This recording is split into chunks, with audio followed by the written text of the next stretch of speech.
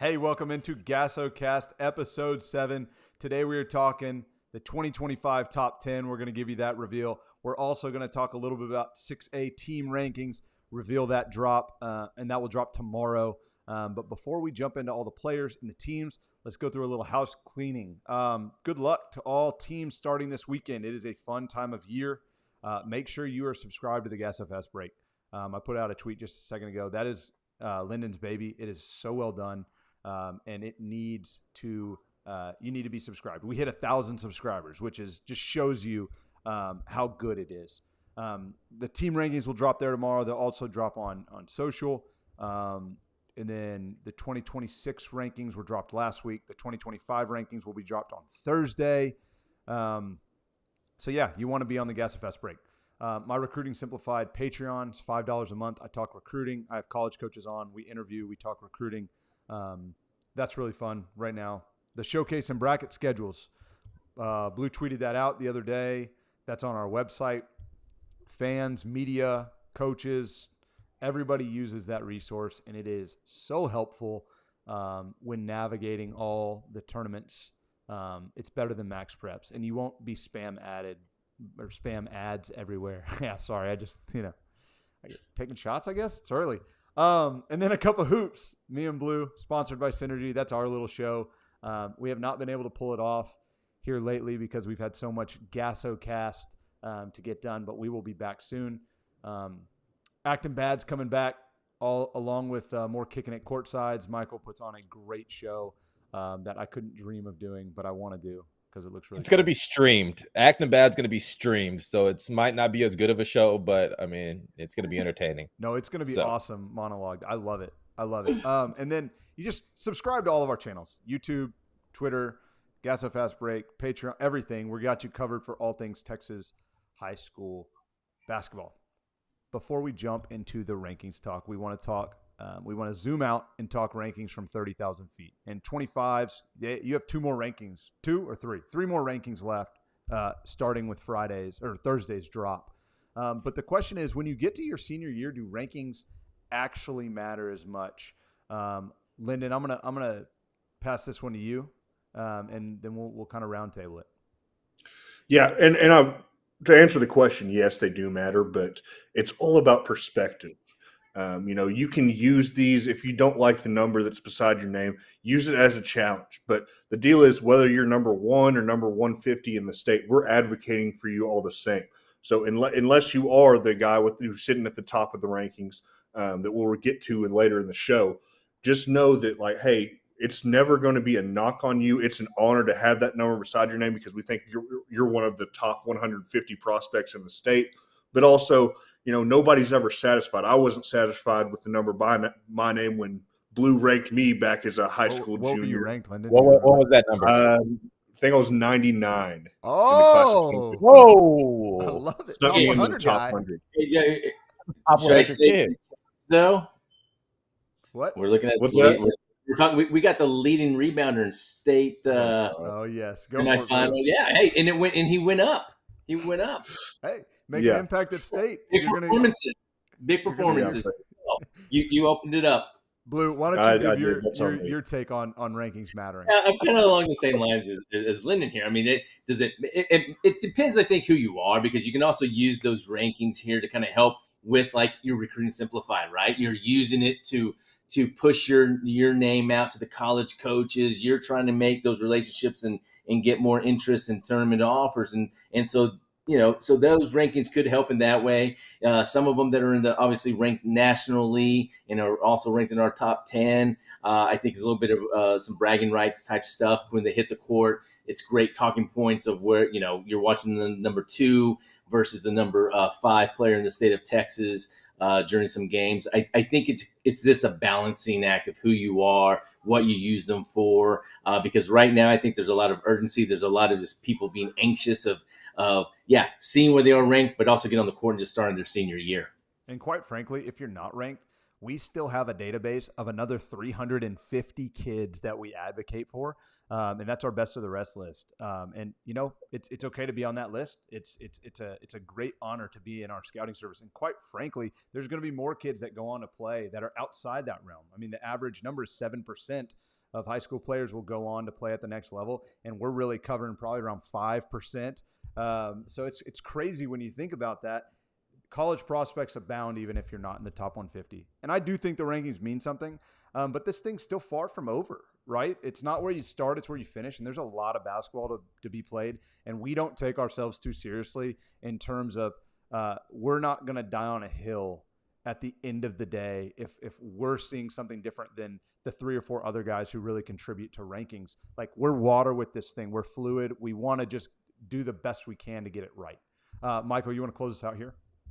Yeah, for me, part of being a senior is we're going to hold you accountable, and there's a maturity process. And if you're still worrying about rankings, the key word is worrying, then you just haven't quite figured it out. You should be able to see rankings. You should know who you're where you're ranked and who's ranked above you, this and that.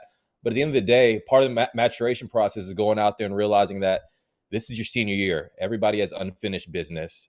If you just go out there and play and can control what you can control, which we expect you to do being as seniors and leaders, your stock's going to rise and your ranking is going to probably fall a little bit better than maybe if you were upset with it prior to. If you just go out there and control what you can control as seniors and do the things that seniors are supposed to do, the rankings talk will be more positive in your direction. No doubt. And then the last thing I want to mention, if you are ranked high, like, that puts a target on your back. So, like, bringing it every night is another portion of the maturity process, and being able to hold a rank is a really, really big deal. So if you didn't move, or that's a big deal. That means you're still fighting for that spot. So let's get into the players here. Number 10, Blue, I'm passing it to you. Who is it? You're muted. We got you, brother. We knew it. We knew it was going to happen.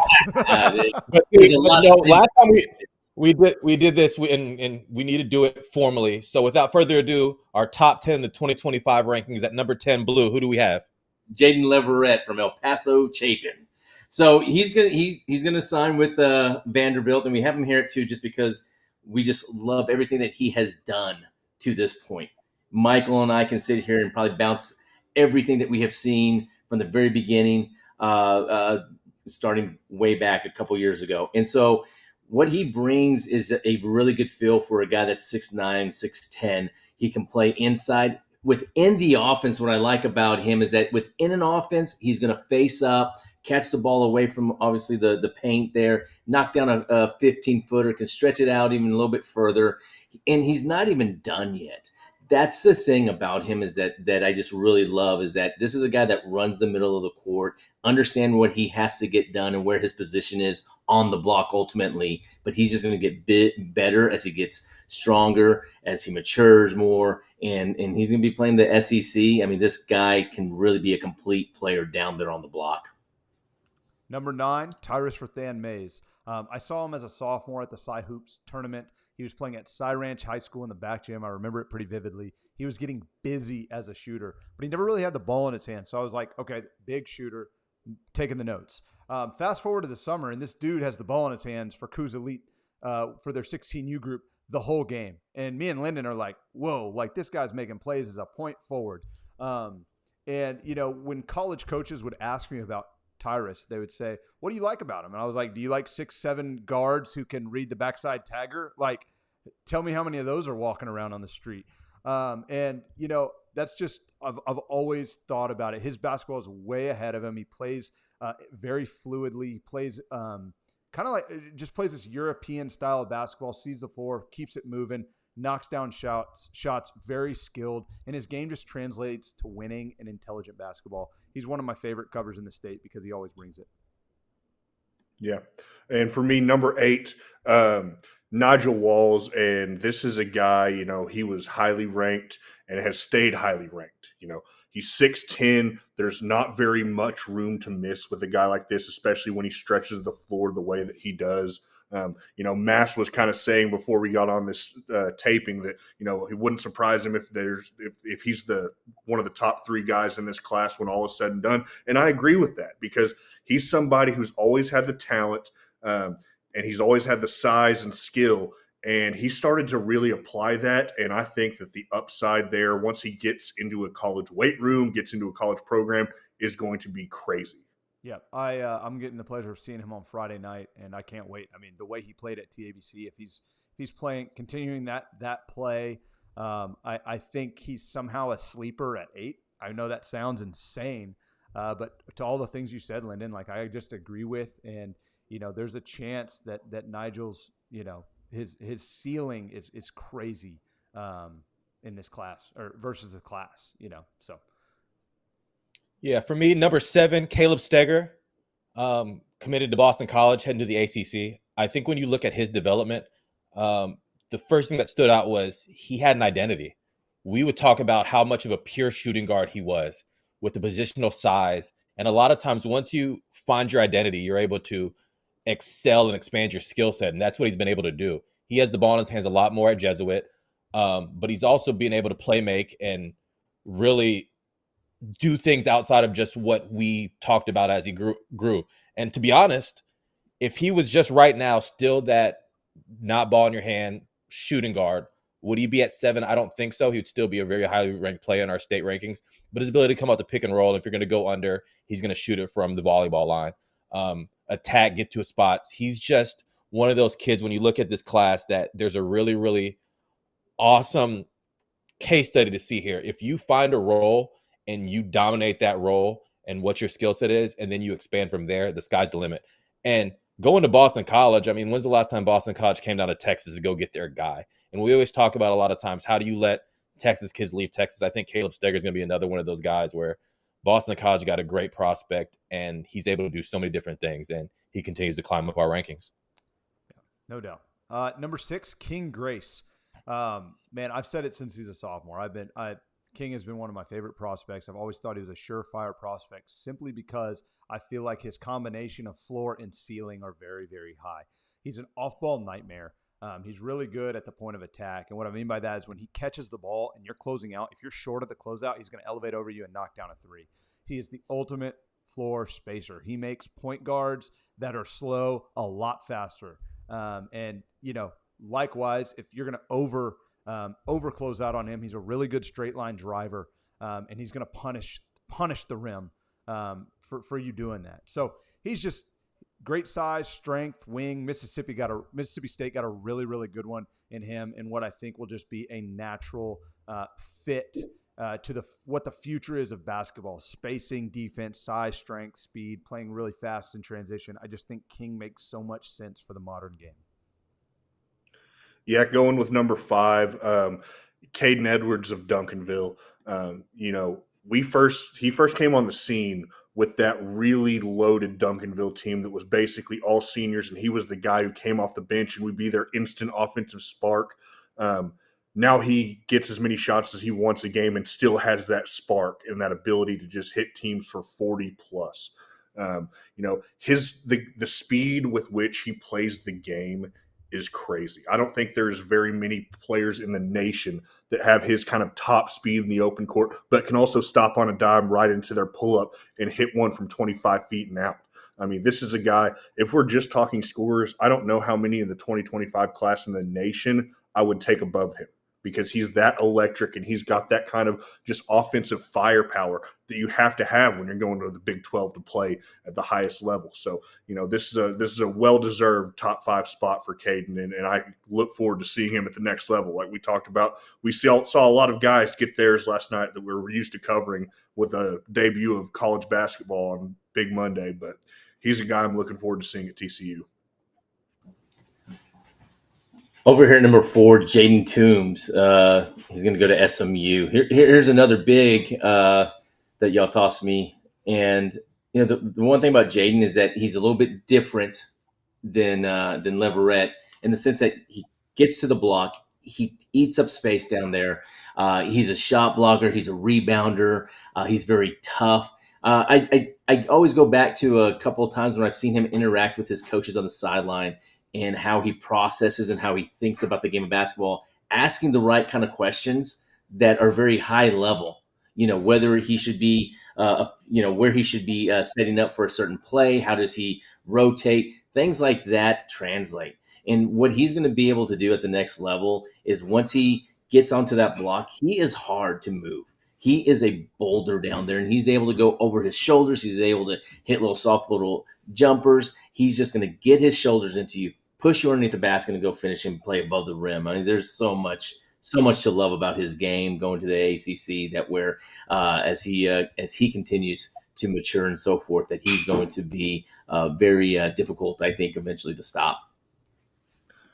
And moving into the top three here with Sebastian, Williams, Adams, Timmons, let's go down memory road here to about 2 years ago. Dallas Greenhill, we're standing on the baseline. The first time I saw this guy in person, and he is just getting to it from the mid-range. I mean, one dribble pull-up, shot fake, adjusting his body, hitting it over defenders, hitting turnarounds.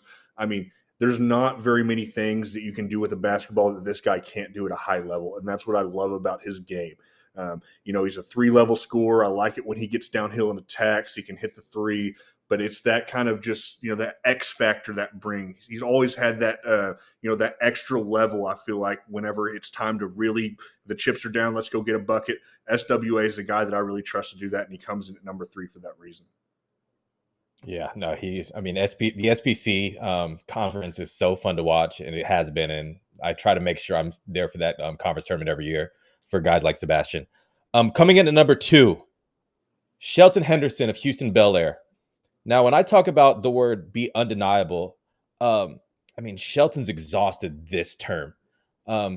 Playing with that JL3 team, they've come up together, and it's weird to have the number 2 player, and we've talked about a lot of his development has been a great role player, a great glue guy, a high-level glue guy that naturally has turned into an alpha. I think for Shelton going to Team USA, where you're not around a lot of the comfort and the guys you grew up playing with, like it's kill or be killed. And he went to Team USA and turned into an alpha at the highest level, enough to get John Shire to be like, you know what, I like coaching you for Team USA, but I'm also going to bring you to Duke. And that means something. And for a kid like Shelton, who, since he was a freshman, we're like, look at that frame, look at that size. What can he turn that into? I mean, he's turned it into Duke, ladies and gentlemen.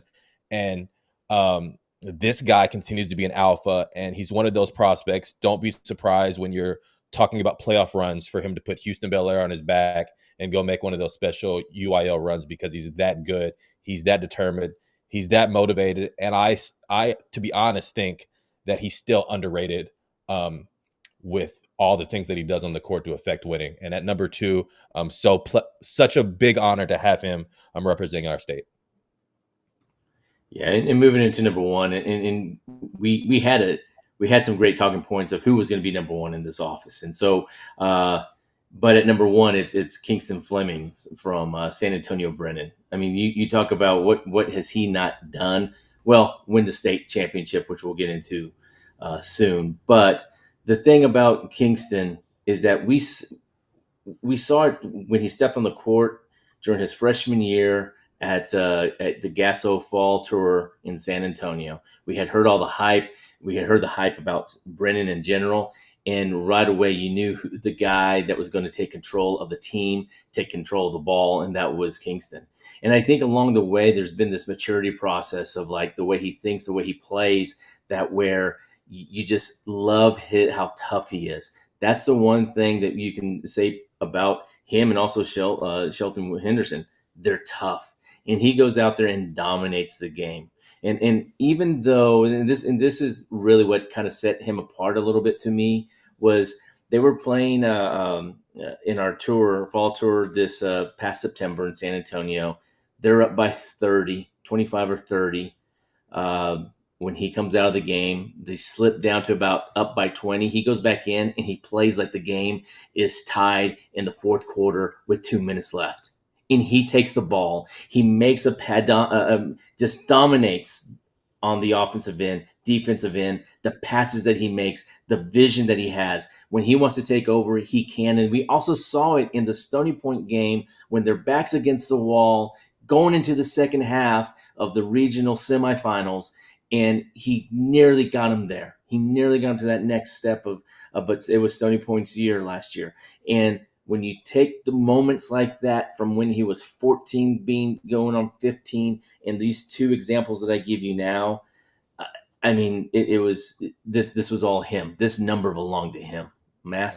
Yeah, very well said. Obviously, just leading everything back to what Blue said. He's just complete. He's a bona fide superstar.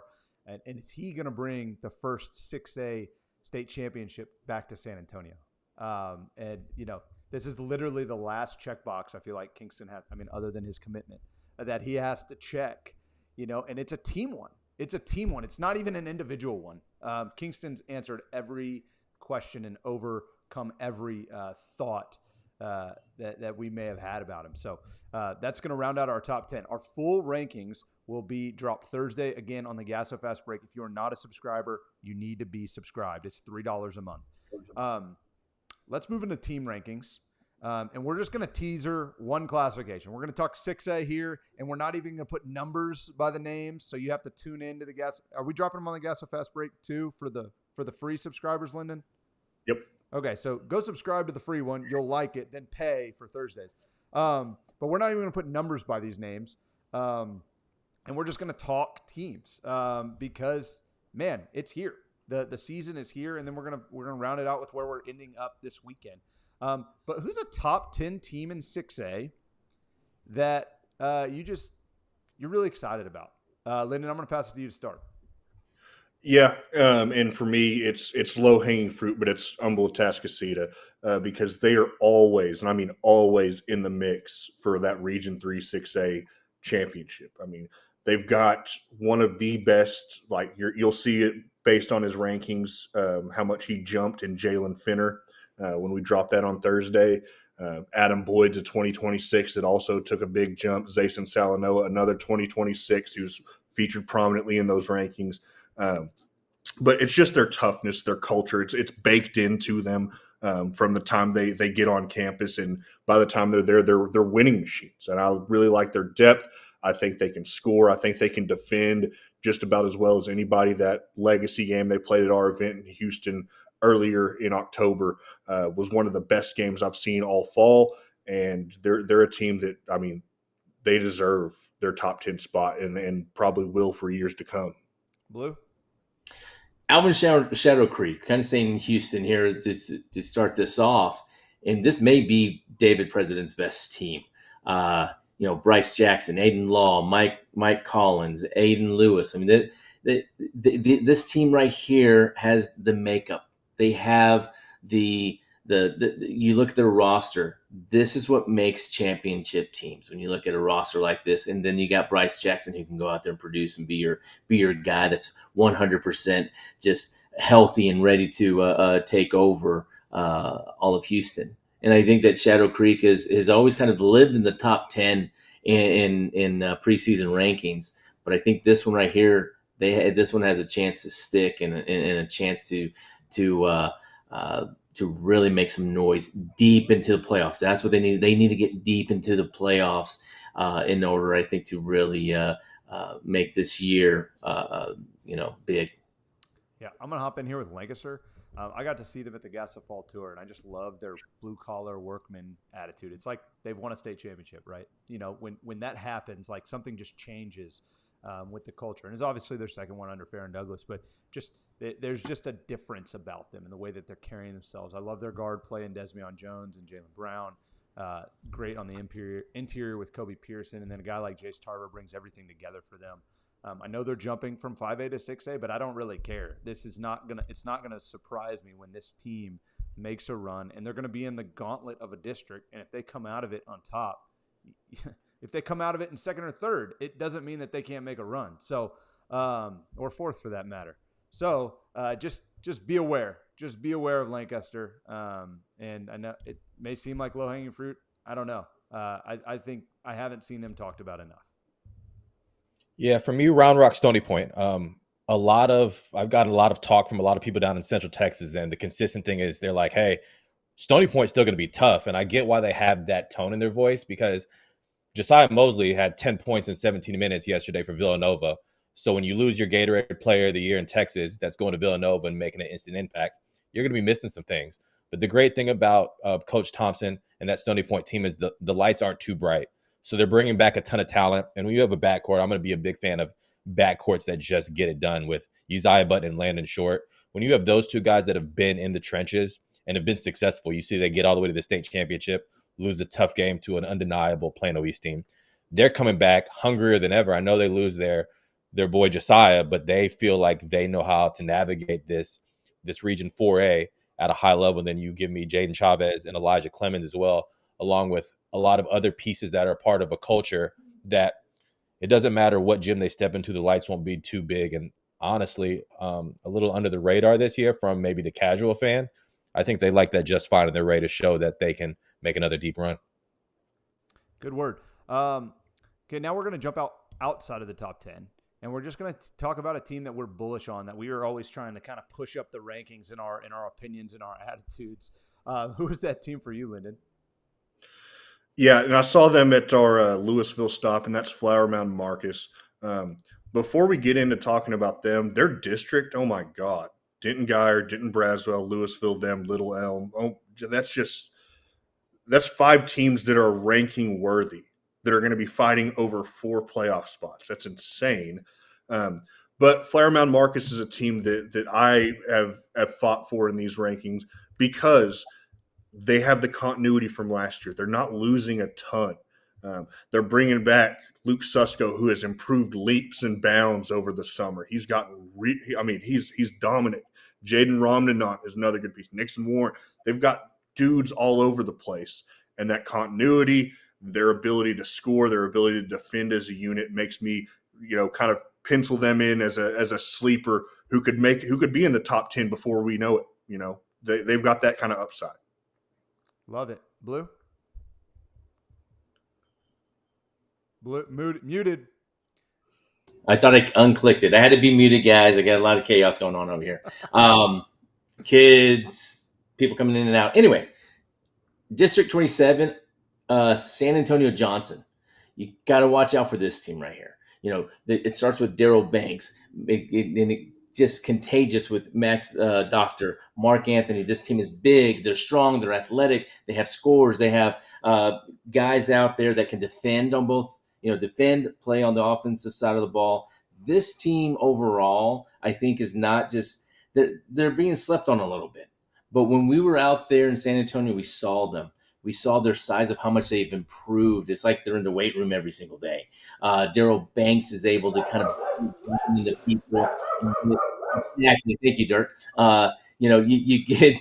You get him the ball, he's going to make something happen. Same thing with Mark Anthony. He's a guy that has improved. We've seen it in the rankings.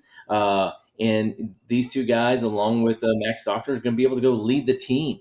I mean, we've had a little back and forth.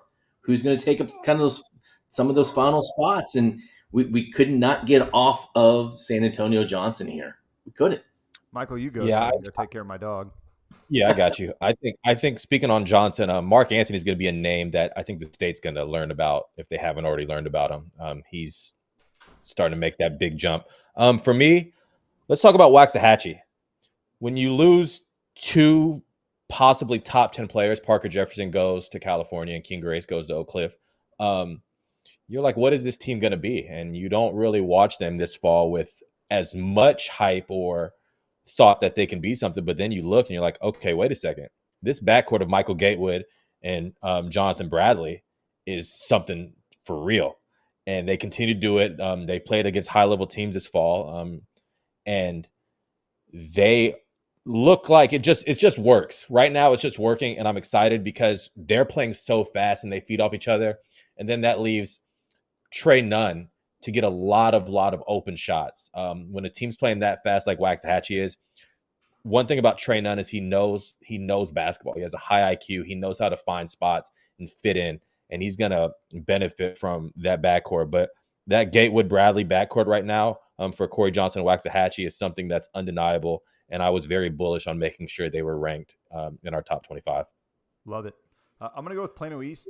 They have 2 constants, right? They have 2 constants coming back, and they have a lot of new variables off their 40-0, amazing 2023. And I'm going to bet on the constants here. The infrastructure that Coach Matt Wester has kind of brought and the stability to Plano East, it just makes them a staple. And out of out of pure respect for what they've done and what they did at the GASO Fall Tour, they're just a no-brainer to rank. And then you get to DJ Hall, he was the young guy with all the seniors last year, and now it's his turn to be the leader. And man, just in talking with Coach Wester, just seeing his development on the mental side of the leading side, and kind of it's his show. Don't forget about DJ Hall here, the guy who made waves all over Texas constantly last year. This Plano East teams, it's not going to surprise me if they're at 23, 24, 25 wins again. I know Allen's in their district, but man, don't bet against infrastructure. There's really something to it. We see it every year with the Pittsburgh Steelers. Mike Tomlin's never had a losing record. Like, there's something about infrastructure that needs to be paid attention to, and Plano East has it. So I wanted to make sure and mention them. Lastly, so get the rankings tomorrow for free. GASO Fast Break, then subscribe to the paid version. You'll get the player rankings on Thursday. We're very excited to share that with you. Make sure you're following us. Last question I wanted to ask. Where's everybody going this weekend? Blue, where are you going? One thing I want to add real quick to San Antonio Johnson on November 11th, November 14th, they play Houston Bel Air. So there's a little measuring stick, as I will be at that game. This weekend, I'm going over to OTR, the Houston TipOff.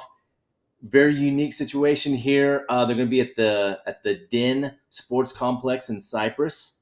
So it's a facility. It has 6 courts, 8 courts, whatever it is. But Marcus Sloan's going to have 3 courts going at the same time. In some cases, has 2. I mean, this is I don't know. This could be one of the best ways to watch a basketball game, to watch multiple at the same time. We do it. We're trained to be over there to be able to see court 1 and court 2 and moving back and forth.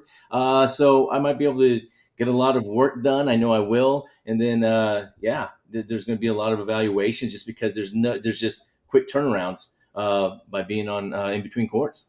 Love it. I'm going to be at the RCS season opener down in Houston.